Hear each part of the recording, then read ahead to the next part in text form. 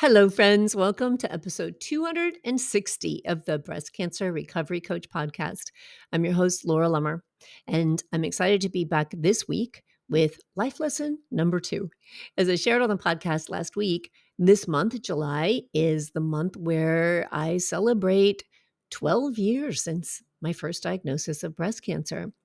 And to honor those 12 years, I wanted to share each week on the podcast something that I found to be a really powerful life lesson. And what I'm going to talk about today, I think, has not only been a powerful life lesson, but just a huge paradigm shift. And I want to talk about why this paradigm shift has been really important in my life and why I think it's very important for all of us to consider how this dynamic plays out in our life, because what we're going to talk about is healing. And I mean healing not just on a physical level, but on any level.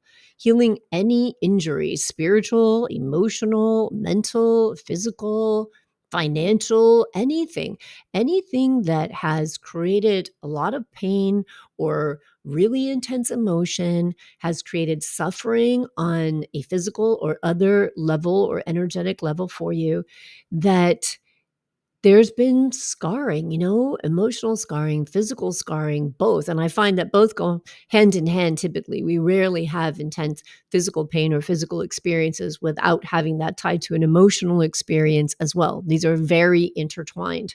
So, and vice versa. We don't, I think, go through a lot of emotional pain without also feeling that or having that reflected in our bodies. But when we think about healing, let's just consider that for a moment.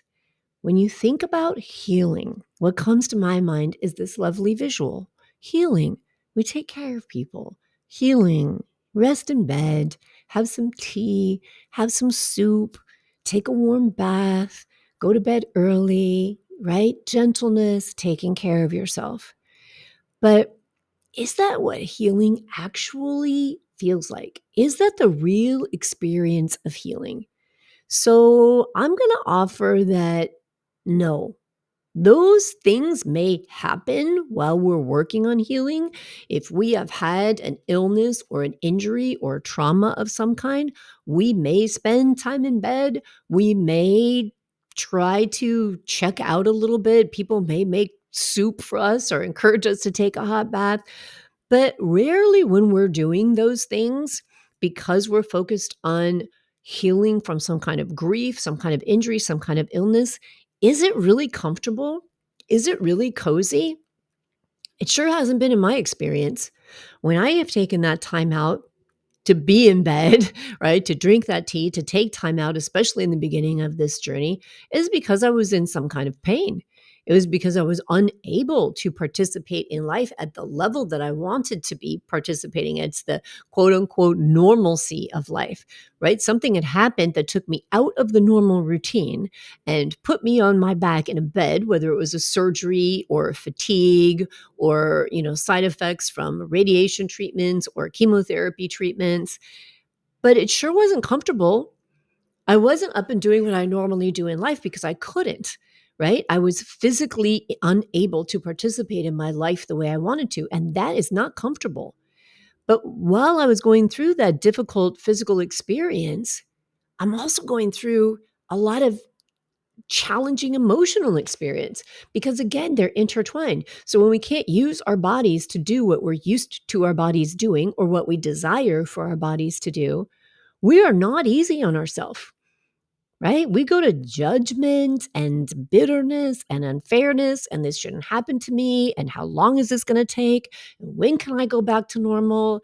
And then the people around us as well. So when are you going to get back? And how long is this going to take? And when do you think you'll be back at work? And when are you going to be able to pick up the kids again? We're always looking to, when is this over? And in doing so, even when we go and we talk to a physician, or even if you're going through really trying to process emotion from the trauma of breast cancer that you've been through, and you need emotional space, mental space, do you take time out to allow yourself to process that? Or do you think, why am I still feeling like this? When am I going to get over it? Why am I still going through this? And do the people around you approach you with similar questions? But you're better now. So what's the problem, right? Why are you so depressed? You lived. I don't get it. And no one stops to say, how much time do you need for yourself? Now, let me qualify that because sometimes there will be, oh, hey, are you going to be able to get up and get yourself to the bathroom after a bilateral mastectomy? Do you need someone there to help you? Will you need someone there to bring you food? We look at tangible things. What does this person need in order to be able to eat and go to the bathroom and drink and wash themselves? But do we approach our doctors?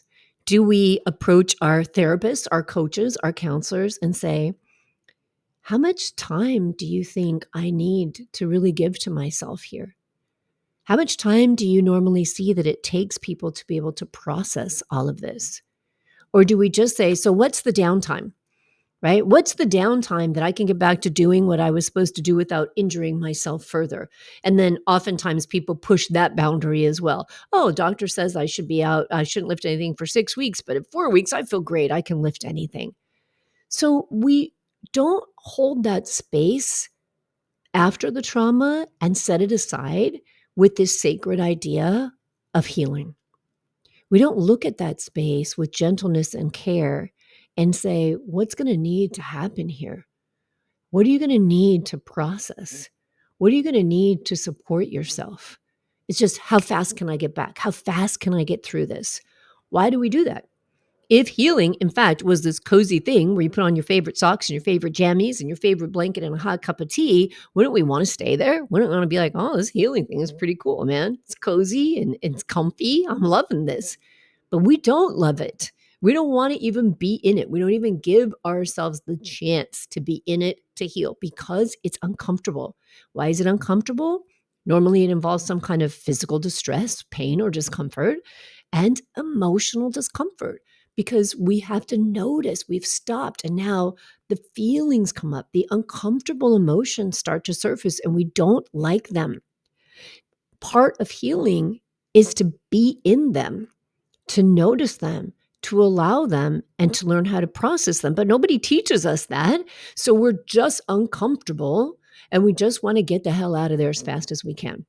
Right? So is healing comfortable? No, it is not comfortable.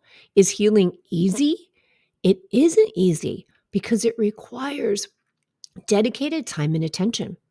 Let's say that you're unable physically to take care of yourself. What is healing going to involve? Support, asking for help. Woo! What do we hate doing more than anything, ladies? Asking for help, right? We want to be independent. We want to be strong. And there's nothing wrong with wanting that, except that there's times where we have to stop and say, this is all about my ego. This is about how I tell myself I have to look to other people. And we don't allow ourselves to have the full spectrum of human experience, which includes time for introspection, time for support, time to be part of a community, openness and vulnerability to be open to receiving love and support from that community. That's a great part of healing, receiving love. And love is given in the form of people bringing you food or sitting next to you and watching a movie when you can't get up and do anything. But we don't let ourselves stay in there because we're so uncomfortable, because we're conditioned and programmed to go through life rejecting that kind of connection and turning into our ego and saying, I've just got to be strong and independent and do everything on my own and I don't need any help, because you got a story about it. What's your story about needing help or asking for help? What do you tell yourself that means about you? How do you perceive other people when they need help or they ask for help? What do you think of the word vulnerable? And you apply that to you. You want to run away from those things as fast as possible.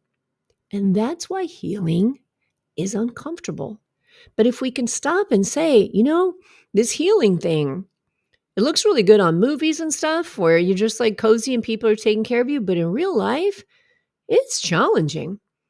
There's a lot that has to go on in healing. And then when we can embrace that, we can create space for it. We can prepare for it. And we can acknowledge to ourselves, I'm going to be feeling some uncomfortable things here. I'm going to be having thoughts about myself that maybe aren't going to be really supportive of doing what's best for myself. And I want to know and plan for that and be able to process that and choose other thoughts that do support me. It takes work. Healing is not easy. So, what do we tend to do? Instead of wanting to heal, we want to fight. And there's a big difference between fighting and healing, a really big difference, because fighting is pushing away, fighting is defending, fighting is protecting. But fighting is not opening yourself to the experience, allowing yourself to be in the experience and noticing and asking for and receiving what you need. That's the challenging part. And then we have another part of healing that makes it really uncomfortable. We think healing should happen fast, right? How long is this going to take? Why is this taking so long? Why isn't this better yet? Why hasn't this changed? And here's some of the reasons I think we do that. One, we've got Western medicine, which you get sick, you get an antibiotic, you get better, right? How long is this going to take? How fast can I get over this? And we've got lots of medicine that supports that. But we also have this misconception, this perception about illness as if it just happened that fast. Think about, have you ever twisted a knee or hurt your back and you were turning around to pick up a cup of tea off the table and your back went out and you're like, oh my gosh, it was just in that instant. And our brain says, like, in that instant, something went wrong. But really, that's rarely what's happened. Really, there's been tension on that part of your back, or there's been something going on there for a long time. And that final movement in whatever state you were in when you made it was just the final straw that brought up pain. When you get a cancer diagnosis, it's like, oh, one day I was fine and one day I had cancer. That's not true either. We've had cancer in us for a long time before it's a palpable tumor or before we have side effects or symptoms that we notice, and we start investigating into this. So our brain is like, but this is when I got my diagnosis, so this is when it happened. And yet you'll talk to physicians who'll say, oh gosh, if you had that, then it's probably been in your body for 3 years, for 5 years, for 10 years, growing, growing, growing, looking for opportunities to grow. And it's funny, I think about this also with relationships, right? People will say, one day she just up and left. But I've been in relationships and I've heard that term, and it isn't true. And it's like, this has been coming for 10 years. This has been coming for 5 years, right? There's all kinds of stuff that leads up to the point where a relationship finally ends. And it usually takes a very long time. As humans, very rarely are in a relationship and one day something goes wrong. You're like, oh, that's it. Yesterday I loved you. Today I don't. I'm done, right? There are all kinds of little things that build up, and resentments and bitterness and change and all of this stuff. And people change and a relationship ends. We think about it even in nature.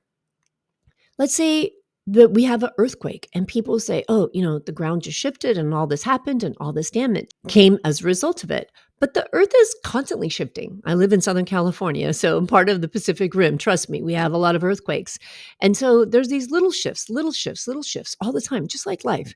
Little things are changing, little things are moving, little things are shifting. But then all of a sudden, there's a big release, and the big release causes a much more visible impact.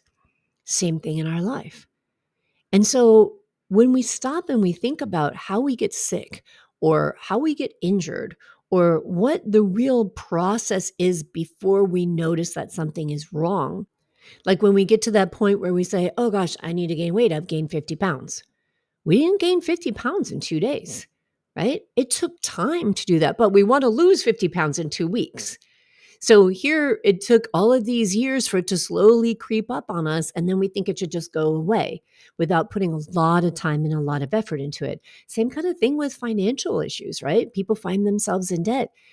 Rarely did you get in debt in the last 48 hours. It's been a process that's been coming on for a long time, which is why it takes so much time to get out of debt. It takes work. So when it comes to healing, why do we think it should happen so fast?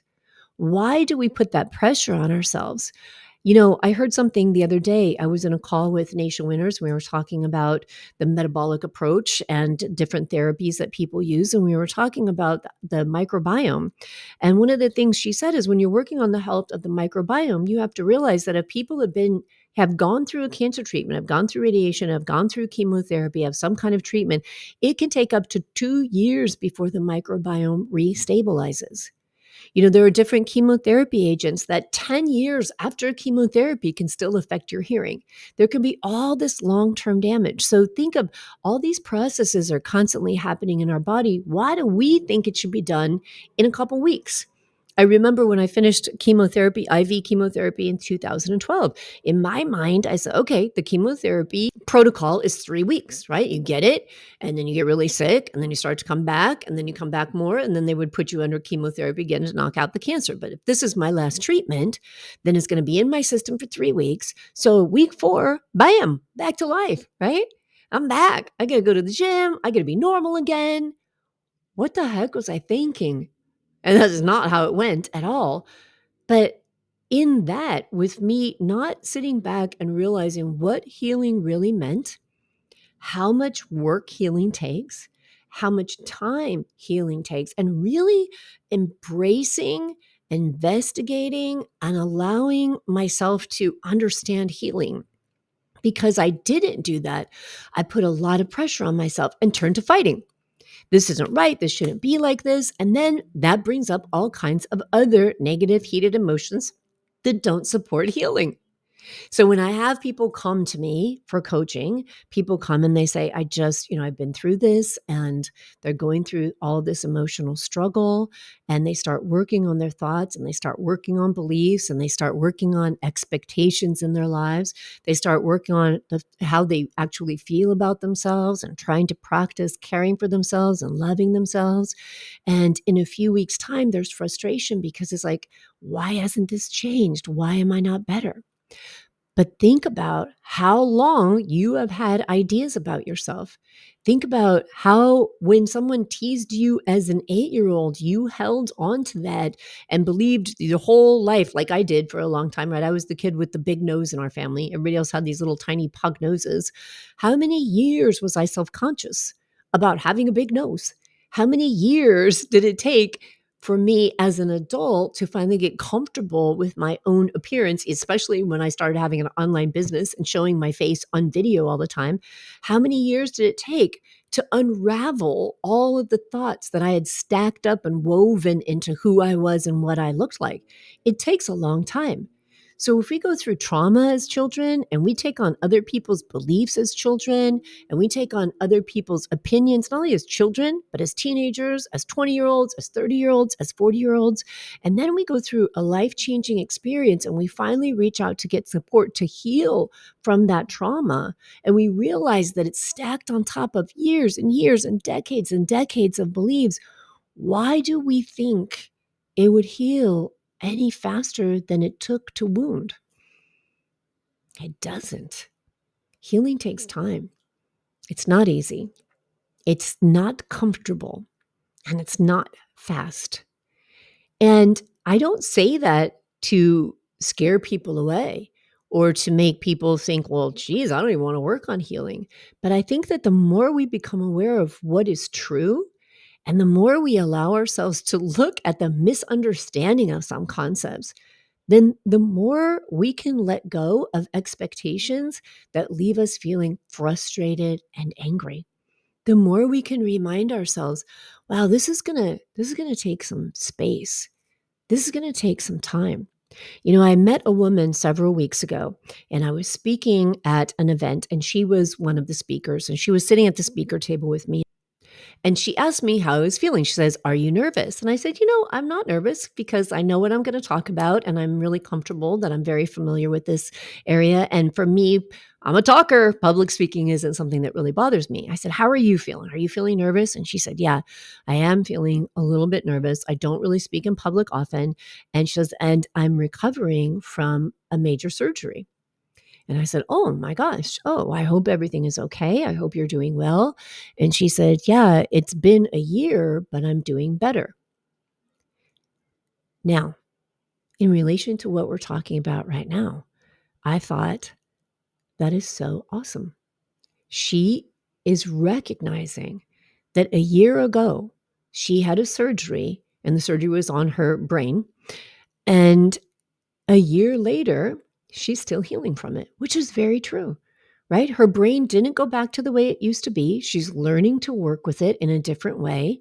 She's learning to live with the differences she experiences in life because her brain works differently.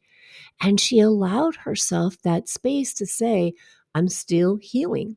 And it still affects the way that I speak or the way that I think or the way that I present. And so she didn't go by the timeline of what does healing mean? Oh, we have this surgery, and then you're in recovery for this long, and then you have to be off work or in bed or whatever for this long, and then bam, you're done, right? That's not healing. That's like the minimal absolute recovery someone has to do from a physical thing. And then it isn't till after that that healing actually even begins, because it's really difficult to work on processing things when you're in physical pain or when you're ill or you're recovering. So that's just kind of a time to say, whew, let me just be here and care for myself, right? As we know, and as you know, this podcast is all about Better Than Before Breast Cancer, the breast cancer recovery coach, because when we're in something, we're doing all we can in survival mode to just keep going. And then when we stop and we're after breast cancer, so many of us finally have realized, ooh, this is really hard too, because this is the space where you have to heal. And so if you acknowledge and you embrace and you allow yourself to understand, healing is not a warm, fuzzy thing. Healing is work. Healing is realizing what you're holding on to, being willing to process that, being willing to experience those emotions, those physical sensations, and being willing to choose other thoughts to either let them go, other true thoughts or ways of thinking about yourself to create more love for yourself, more compassion for yourself, and to decide how you want to live going forward. So I hope that you can take that in and as a result of it, be a little bit easier on yourself. Because I see so many women who are just a couple of months out of breast cancer or a year out or even 3 years out, beating themselves up because they're not feeling the way they think they should feel. And I just want us to have that space to shift and say, and a very important life lesson is healing takes as long as it takes. And it takes intention and work and a willingness to feel the discomfort as you go through the process of healing. All right, my friends. I will be back next week with life lesson number 3, and I hope you'll join me for that. Until then, be good to yourself. Take care.